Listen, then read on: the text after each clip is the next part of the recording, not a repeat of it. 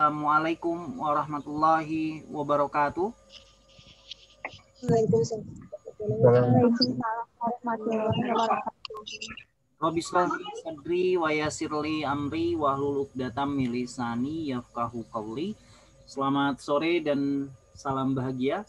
Alhamdulillah saya bisa bertemu lagi dengan kalian semua untuk mata kuliah etika bisnis, dan saat ini saya menerima kelas untuk administrasi niaga. Ada kurang lebih yang tercatat dalam si akad adalah 8 orang. Tapi di sini sudah ada kurang lebih 10 orang. Bahkan dalam grup WhatsApp ada 15 orang. Jadi kurang 5 orang lagi. Seperti biasa, di awal mulai perkuliahan, saya akan berkenalan dengan Anda terlebih dahulu. Jadi saya akan mengabsen secara manual dalam si akad. Sekaligus saya input absensinya untuk hari ini. Dan sebelum saya input, saya ingin menjelaskan bahwa mata kuliah kita hari ini adalah mengenai etika bisnis. Dan kita akan mulai dengan pengertian dari etika bisnis. Etika bisnis sendiri adalah salah satu aturan yang mengatur mengenai bagaimana seorang pebisnis untuk bertindak tanduk sesuai dengan aturan yang berlaku. Dan saya akan membahas itu lebih jauh. Dan kenapa diperlukan etika dalam bisnis? Dan saya akan bahas mengenai pengertian bisnisnya juga. Secara bahasa, secara harfiah, bisnis adalah kegiatan individu atau kelompok untuk menghasilkan produk barang atau jasa untuk menghasilkan profit atau keuntungan. Coba kalau kita bayangkan semua orang menginginkan profit dengan tujuan yang sama, keuntungan, dan mereka tidak diatur regulasinya, apa yang akan terjadi? Minimal rusuh, minimal banyak penipuan yang akan terjadi, penjara akan penuh, kan gitu.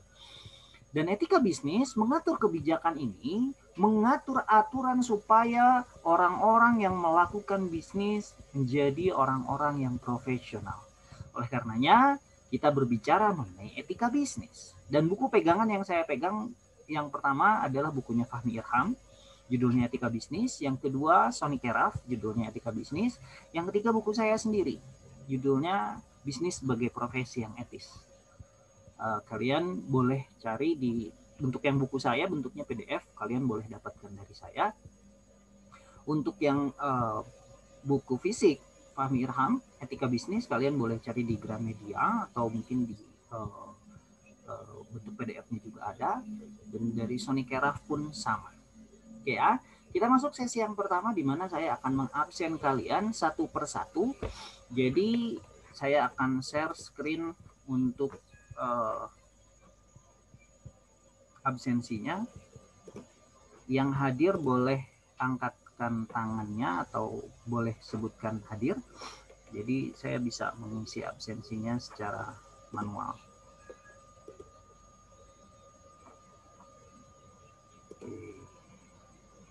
Di layar kalian sudah ada mata kuliah etika bisnis. Ini semua semester 4 atau ada yang semester lanjutan? Semester 2, Pak. Semester 2, Pak. Oh, semester 2. Ada yang semester 4? Ada, Pak. Ada ya? Ada, Pak. Baik, oke. Adam, Nur Indah. Oke, saya absensi saja satu-satu. Di sini ada 13, jadi kalau ada 15 mungkin kalian bisa coba hubungi akademik, karena berarti absensi kalian belum dimasukkan di situ. Begitu ya? Di absensi saya di sini tertera kurang lebih ada 13 orang. Jadi kalau hari ini sesuai dengan WhatsApp group ada 15 orang, sisa dari 2 orangnya lagi boleh menghubungi akademik kenapa belum ada. Saya akan input absen sesuai dengan tanggal hari ini. Today 6. Sorry. Dimulai dari Adam Firmansyah, hadir? Hadir, Pak. Oke. Boleh dibuka Dam videonya sama suaranya? Ya, oke. Terima kasih. Neng Anggi Widiarni Utami. Hadir, Pak. Neng Anggi yang mana? Oke. Ahmad Sodikin. Ahmad Sodikin. Ada yang tahu informasinya Ahmad Sodikin kemana? Mungkin belum pulang, Pak. Belum pulang. Izin, sakit atau apa?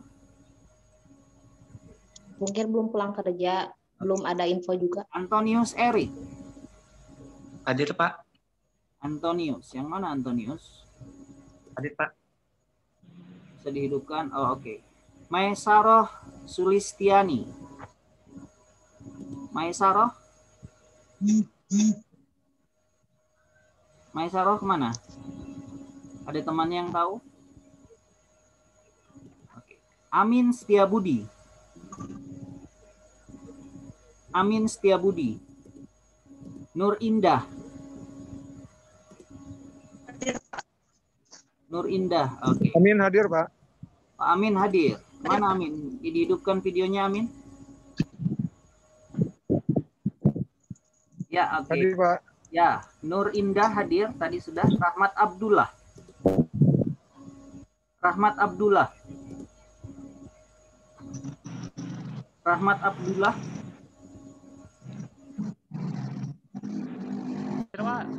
Ya, suaranya kecil Rahmat. Ya, Pak. Oke, terima kasih. Rana Hadiana. Rana Hadiana. Rana kemana? Riani Rahmaniah. Hadir, Pak. Oke. Asila Nurfahma. Hadir, Pak. Dwi Dica Dwianto. Hadir, Pak. Oke. Izmi Julianti. Hadir, Pak. Oke, 13 orang sudah lengkap. Ada yang belum dipanggil? Taruh hadir, Pak. Oh, Maesaroh. Maesaroh. Hadir, Pak. Iya nih. Oke, sebentar ya. Saya edit. Ya. Maesaroh Sulistiani. Oke. Ada yang belum dipanggil? Kalau ada yang namanya tidak tertera dalam absensi di si akad, silakan kalian hubungi pihak akademik dan katakan bahwa di si akad belum di-upload. Agenda kegiatan belajar kita hari ini mulai dari pengertian, diawali dengan teori pengertian dari sekarang hari Selasa, today,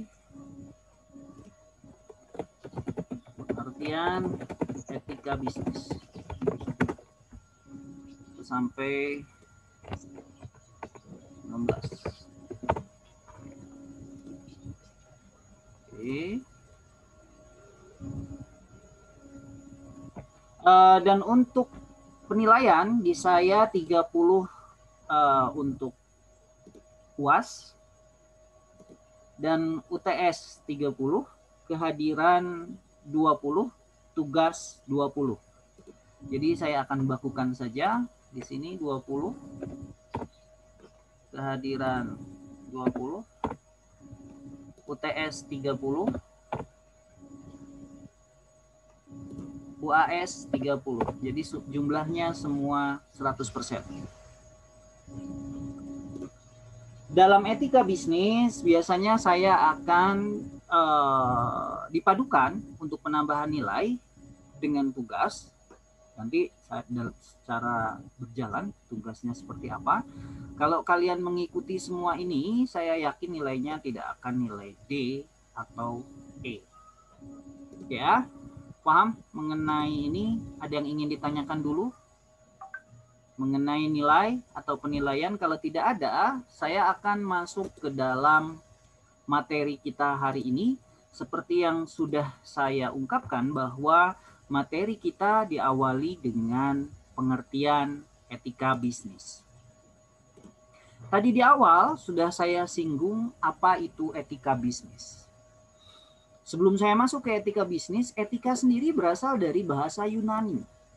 Kalian boleh sambil mencatat, walaupun saya sudah upload materinya, tapi kalian boleh sambil mencatat hal-hal yang kalian anggap penting. Dan saya sudah menguploadkan mengenai materinya di si akad, kalian tinggal download saja. Untuk selebihnya, dalam kelas kalian boleh bertanya kalau ada yang ingin ditanyakan dan tidak dimengerti, kalian boleh tanyakan langsung. Yang kedua, kalian bisa mencatat.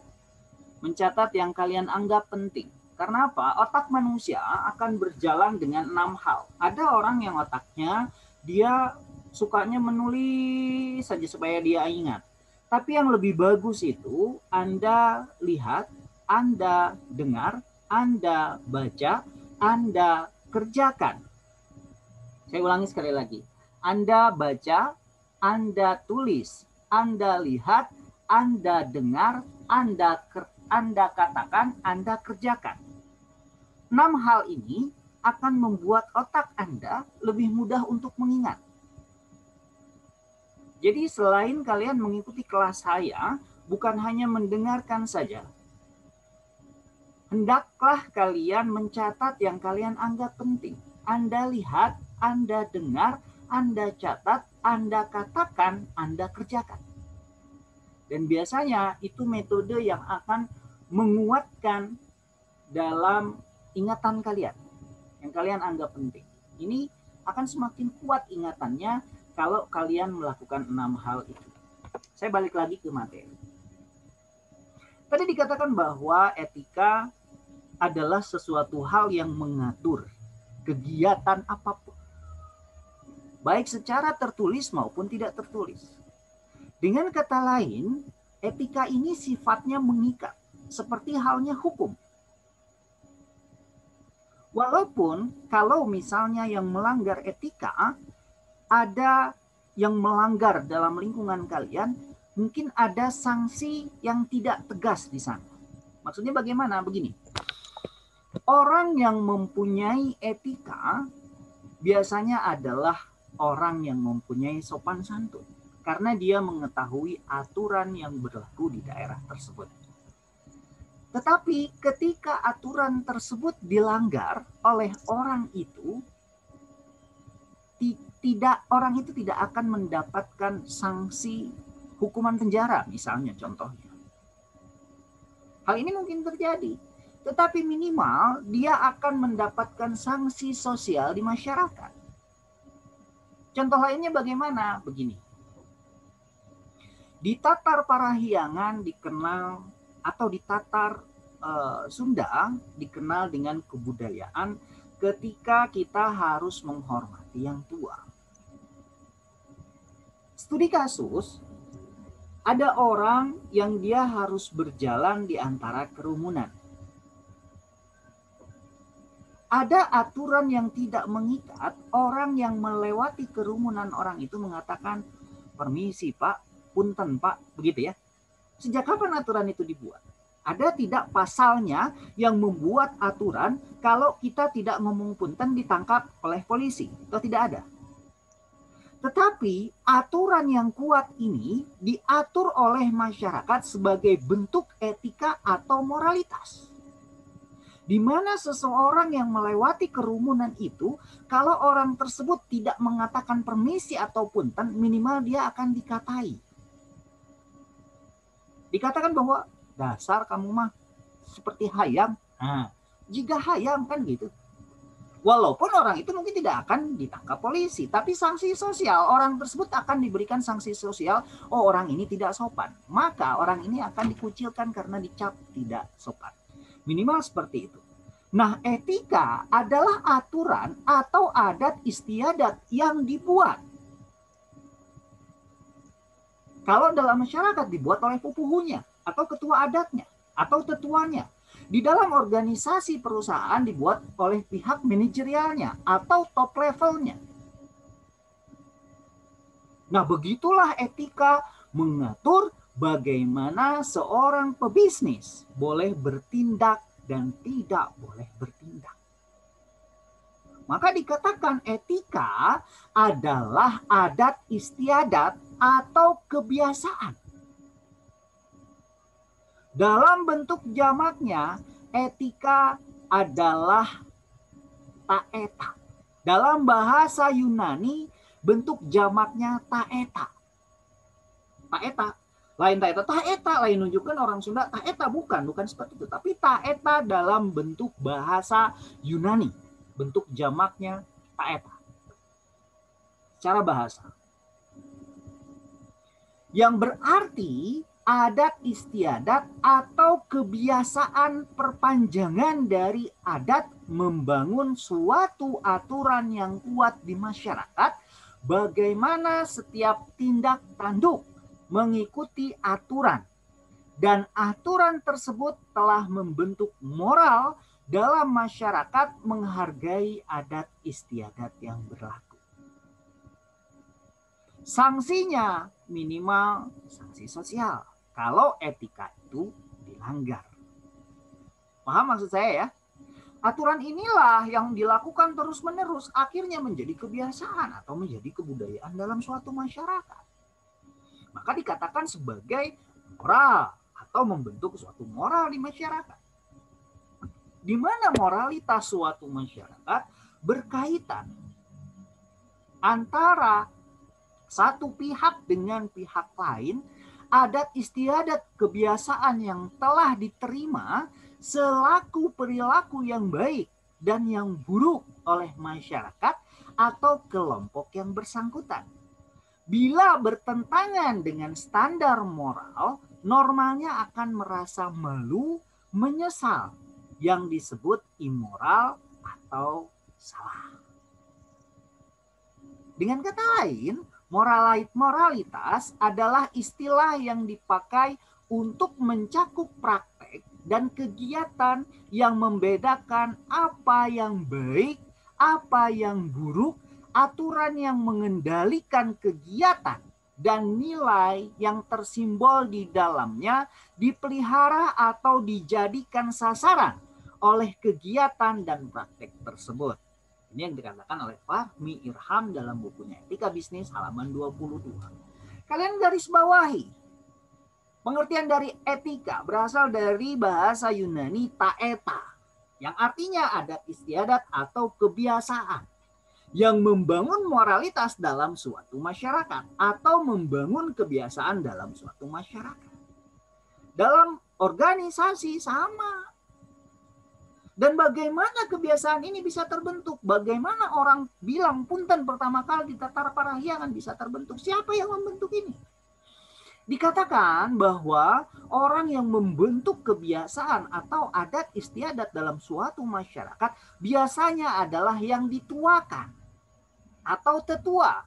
Dalam organisasi biasanya CEO atau pihak manajerial. Itulah yang harus kita ikuti. Ambil contoh gini. Bagaimana kebiasaan dalam suatu organisasi terbentuk? Saya datang ke dalam satu ruangan. Di ruangan tersebut saya yang punya. Saya adalah ketua adatnya. Saya adalah pupuhunya. Saya adalah CEO dalam ruangan tersebut. Kemudian datang Asila Nur Fahmi. Tek. Dia duduk dalam ruangan itu.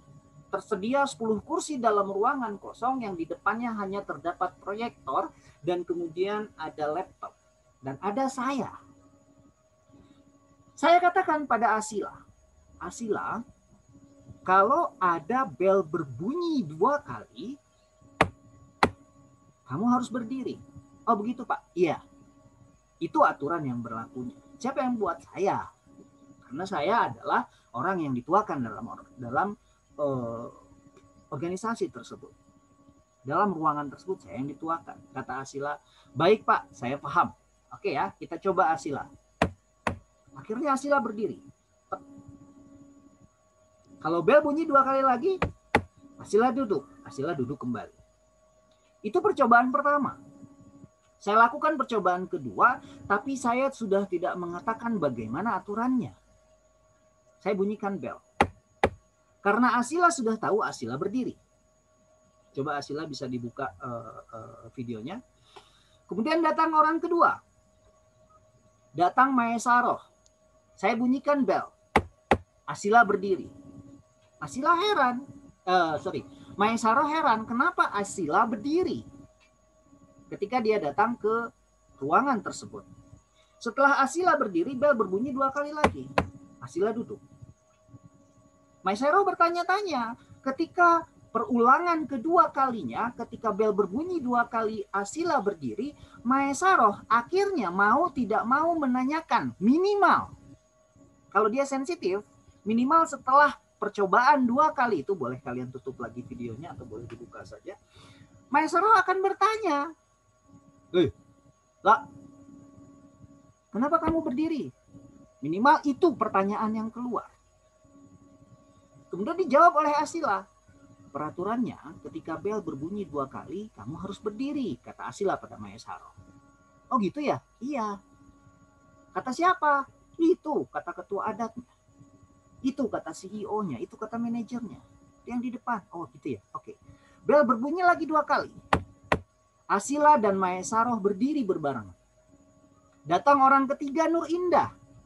Bel berbunyi 2 kali, Nur Indah pun melakukan hal yang sama. Kenapa ketika bel berbunyi 2 kali, 2 orang ini, Maesaroh dan Asila, berdiri? Ini adalah pertanyaan yang akan terpetik dalam benak Nur Indah. Kalau dia sensitif, minimal dia akan mengikuti. Kalaupun tidak mengikuti, minimal dia akan bertanya. Paham ya? Bagaimana etika dan moralitas terbentuk. Akhirnya kebudayaan itu terbentuk secara di alam bawah sadar. Setiap orang yang datang ketika bel berbunyi 2 kali, Maesaroh, Asila, dan Nur Indah berdiri, akhirnya datang orang keempat, orang kelima, orang keenam, mereka akan melakukan hal yang sama. Seperti yang dilakukan oleh orang yang pertama, yang kedua, dan yang ketiga. Lalu kenapa etika bisnis, etika diperlukan dalam bisnis? Seperti pengertian yang dari awal saya sudah ungkapkan, bahwa bisnis adalah kegiatan individu atau kelompok untuk menghasilkan produk barang atau jasa untuk mendapatkan profit atau keuntungan.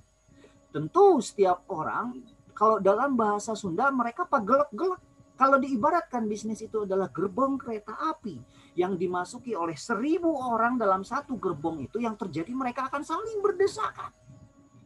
Karena mempunyai kepentingan yang sama, ingin menemukan titik goal. Seorang pebisnis, mereka tujuannya jelas. Tujuannya minimal adalah profit. Untuk mendapatkan profit, 1000 orang itu masuk ke dalam gerbong. Yang terjadi di gerbong itu adalah saling berdesakan dan saling sikut-sikutan.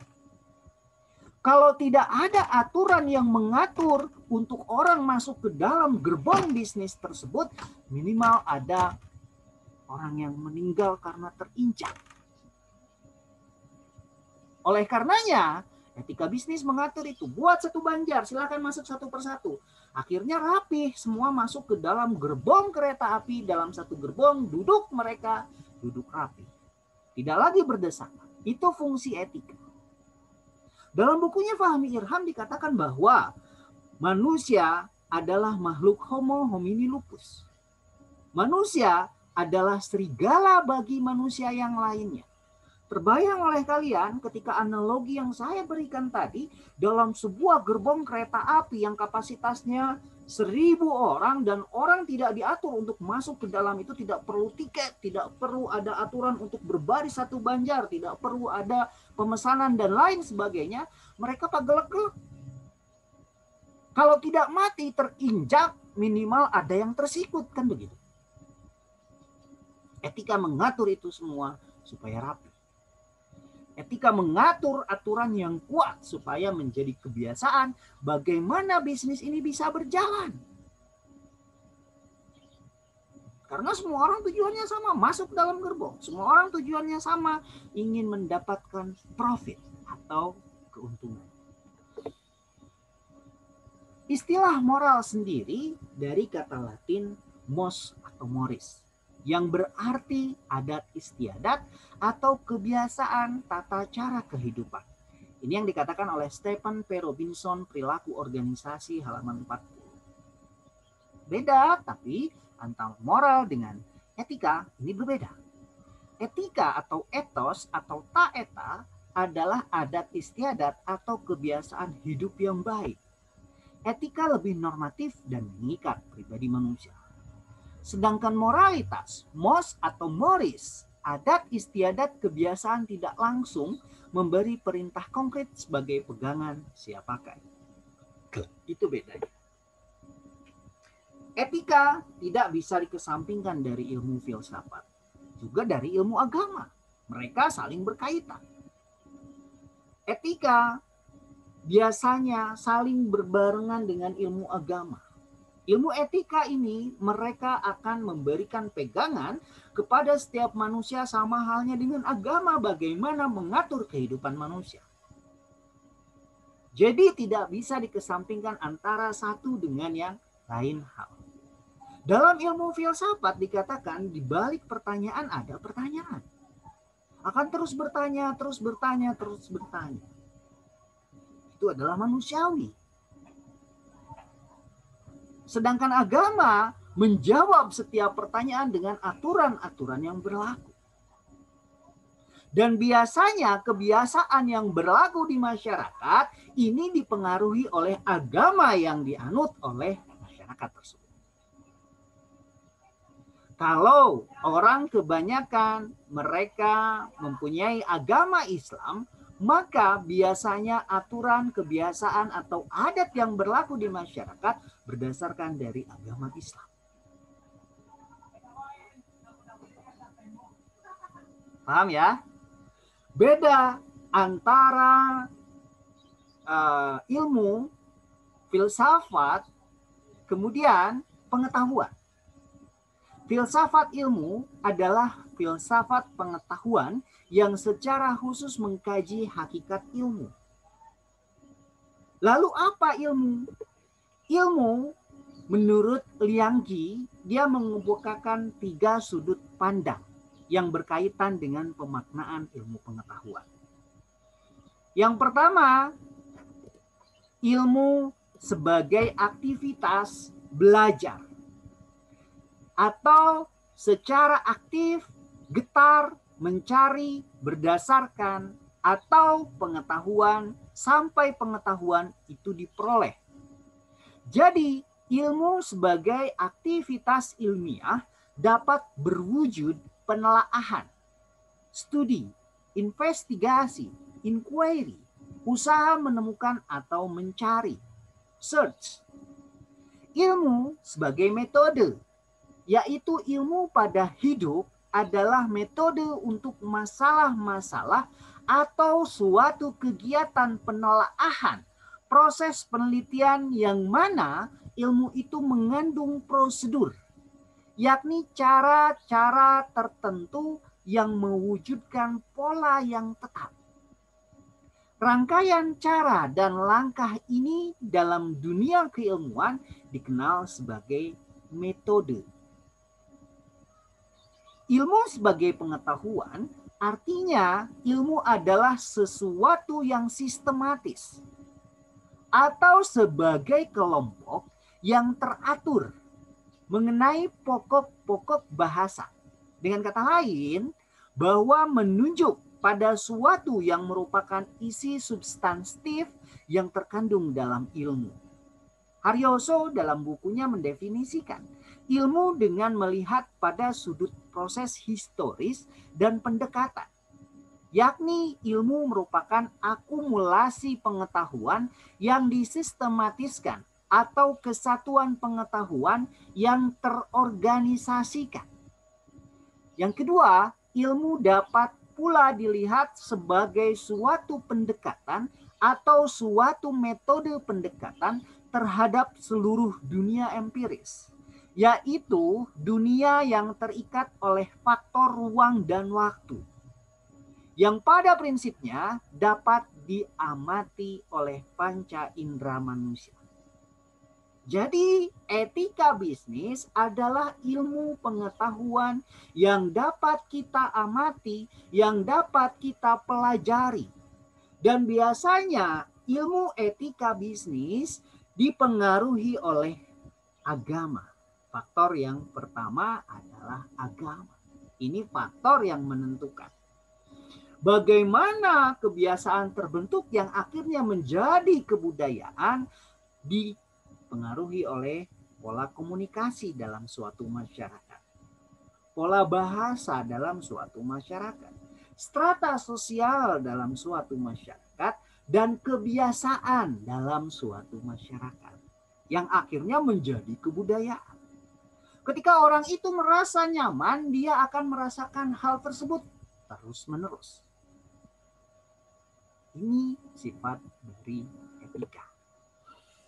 Sedangkan pengetahuan adalah hasil dari rasa keingintahuan melalui proses sensoris, terutama pada mata, telinga terhadap objek tertentu. Pengetahuan atau knowledge adalah hasil penginderaan manusia atau hasil tahu seseorang terhadap suatu objek melalui panca indera yang dimiliki. Ini pengetahuan. Dia lihat, dia rasakan, dia dengar. Sama halnya ketika seseorang membuat bala-bala. Ini pengetahuan. Saya melihat seseorang, ibu saya memasak. Dia masukkan tepung terigu. Dia campur tepung terigu dengan kol. Dia campur dengan wortel. Dia campur dengan Antonius Erik. Anda coret-coret PowerPoint saya.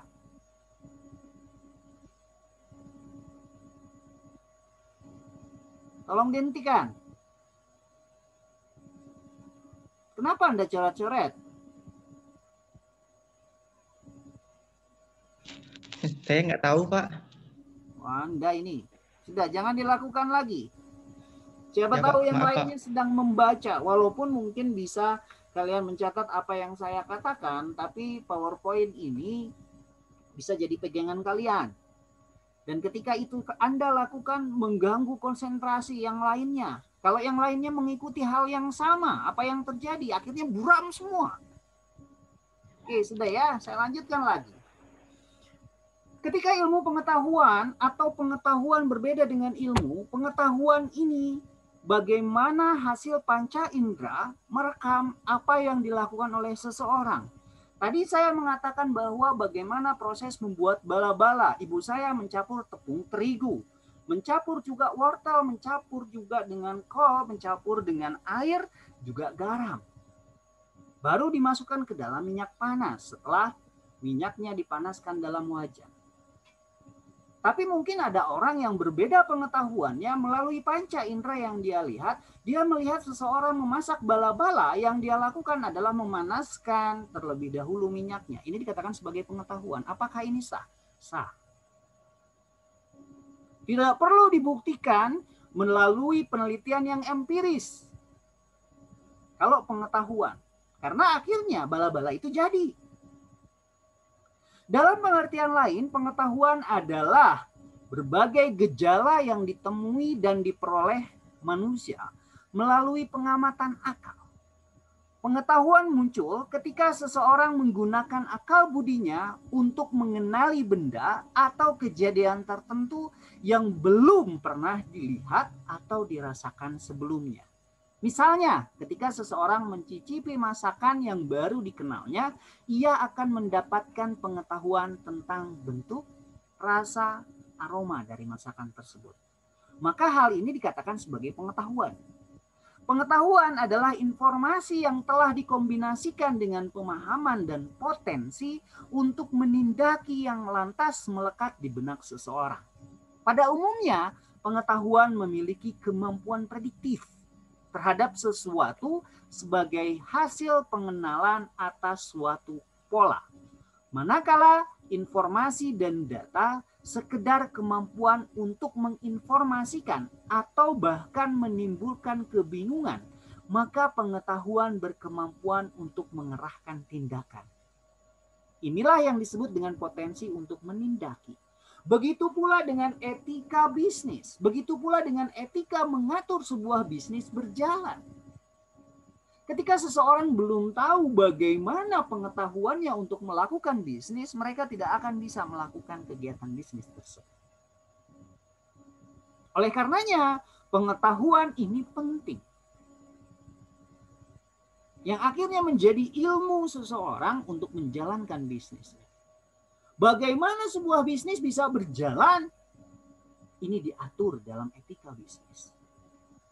Ada aturan yang kuat, tidak serta-merta orang bisa menjalankan sebuah bisnis. Sampai di sini, ada yang ingin ditanyakan terlebih dahulu. Saya persilahkan untuk sesi yang pertama untuk tanya jawab. Karena mungkin setelah ini akan putus dan saya akan masuk ke sesi yang kedua. Saya akan masuk ke perkembangan dari ilmu pengetahuan dalam etika bisnis. Silahkan, ada sesi pertanyaan dulu. Kalau ada yang ingin ditanyakan, saya persilahkan kepada Anda. Kalau misalnya tidak ada, kita akan masuk ke sesi yang kedua. Kalian boleh keluar dulu, tapi maksud saya kita akan masuk lagi ke sesi yang kedua ini. Linknya masih tetap yang sama. Kalau tiba-tiba putus nantinya tidak apa, kalian tinggal diam saja masuk lagi ke link yang sama yang saya share di grup WhatsApp. Oleh karenanya silahkan kalau ada yang ingin kalian pertanyaan yang ingin kalian tanyakan, saya persilahkan pada Anda untuk mengajukan sesi tanya jawab. Ada yang ingin ditanyakan? Saya akan masuk ke sesi yang kedua.